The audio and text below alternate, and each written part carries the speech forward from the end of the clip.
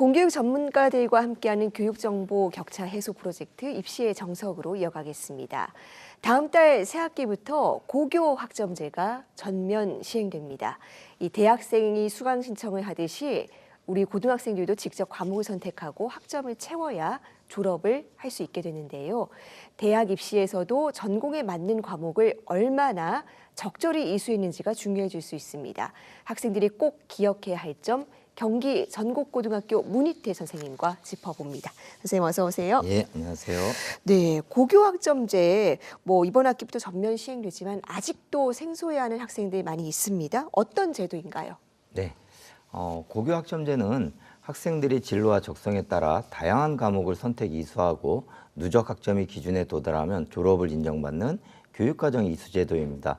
우선 학점에 대하여 말씀드리면 주당 수업 시수를 의미합니다. 예를 들어 일주일에 국어 수업을 4시간 들었다면 4학점을 이수하게 됩니다. 과거에는 단이라는 표현을 썼다면 이제는 학점이라는 용어를 쓴다고 보시면 됩니다. 결론적으로 대학생처럼 스스로 시간표를 짜서 수업을 듣는데 졸업하기 위해서는 3년간 192학점 이상을 취득해야 합니다. 네, 그렇군요. 이제 학생들이 주도적으로 과목을 선택해야 되는데 아무래도 입시를 고민하지 않을 수 없지 않겠습니까? 그렇다면 대입에 유리한 과목 선택 어떻게 하면 좋을까요? 네, 아무래도 이제 학생과 학부모님들의 고민이 있을 텐데 우선 대학에서 제시한 이수 권장 과목 또는 각 시도교육청에서 발행한 선택 과목 안내서, 지원하고자 하는 해당 학과의 교육과정 등을 참고하면 충분히 과목 선택에 도움을 받을 수 있습니다.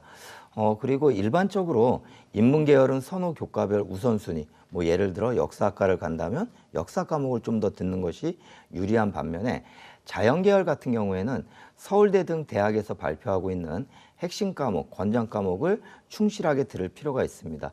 이러한 과목 선택은 학생부 종합전형에서도 주요한 평가 지표로 활용되고 있습니다. 네. 그런데요, 이 학교마다 규모도 다르고 내가 듣고 싶은 과목이 우리 학교에 다 있다는 보장이 없을 수도 있잖아요. 그러면 어떻게 해야 됩니까? 네, 맞습니다. 학교 규모, 교원 수에 따라 학생들이 희망하는 모든 과목이 학교에 개설되기 어려운 것이 현실입니다. 학생이 희망하는 과목을 이수하지 못하는 경우에는 현재 시도교육청에서 올해부터 온라인 학교를 개설하였고 인근 학교와 연계한 공동교육과정 이런 방법 등을 통해 이수하는 방법이 있기 때문에 너무 걱정하지 않으셔도 될 것 같습니다.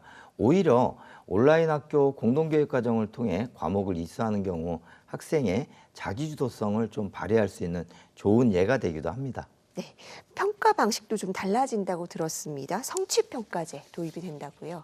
네, 성취평가제는 상대적인 서열에 따라 누가 더 잘했나를 평가하는 것이 아니라 교과별 성취 기준에 따라 학생이 무엇을 어느 정도 성취하였는지를 평가하는 방법입니다. 내신 5등급제가 상대평가 방식이라면 성취평가제는 절대평가 방식으로 보시면 될 것 같습니다. 원래 고교학점제에서는 학생들의 자유로운 과목 선택을 위해 성취평가제가 기반이 되어야 하는데 아무래도 대입의 현실에서는 변별력 확보도 중요하기 때문에 내신 5등급제가 같이 적용된다고 보시면 될 것 같습니다. 성취평가제에서는 학생들을 성취 수준에 따라 A부터 2등급까지 나누고 즉 성취 수준 40%에 해당하는 학생들 같은 경우에는 최소 성취 수준에 도달하지 못한 관계로 미이수 처리가 됩니다. 아마도 학생들이 바로 이 부분을 많이 걱정할 것 같은데요. 네. 지금까지는 출석 일수만 채우면 과목이 이수가 되고 졸업도 됐는데 그렇죠. 이제 2등급 받으면 미이수 처리가 되는 거 아닙니까? 여기 네. 구제의 기회가 있을까요? 네, 많은 학생, 학부모님들이 걱정을 하고 있는데 네. 성취평가제에서 2등급을 받는 학생들에게 학지말 또는 방학 기간에 보충 이수의 기회가 제공이 됩니다. 그리고 이러한 보충 이수를 정상적으로 이수한 학생들의 경우에는 이수를 한 것으로 간주합니다. 또한 불가피하게 보충 이수를 이수하지 못한 경우에도 생기부에 미이수 처리를 하고 상급 학년 진급은 보장되기 때문에 너무 걱정은 안 하셔도 될 것 같습니다. 네, 다행이네요. 자, 이제 2028 대입부터 이 고교 학점제 요소가 본격적으로 반영이 될 것 같은데요. 대입에는 어떤 영향 미치게 될까요? 네, 맞습니다.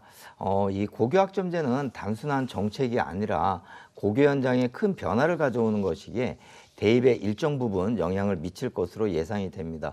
우선 학생들의 과목 선택이 더욱 중요해졌습니다. 지금도 많은 대학들이 학생들이 이수한 과목을 학생부 종합전형 평가에 반영하고 있는데 고교학점제가 전면 적용되는 고1부터는 그 중요성이 더욱 커졌다고 볼 수 있습니다. 그리고 고1부터 적용되는 내신 5등급제에 대해서도 대학들은 변별력 약화와 동점자 처리에 어려움을 호소하고 있는데 이에 대한 방안으로 성취평가제 요소가 도입될 수도 있다고 봅니다.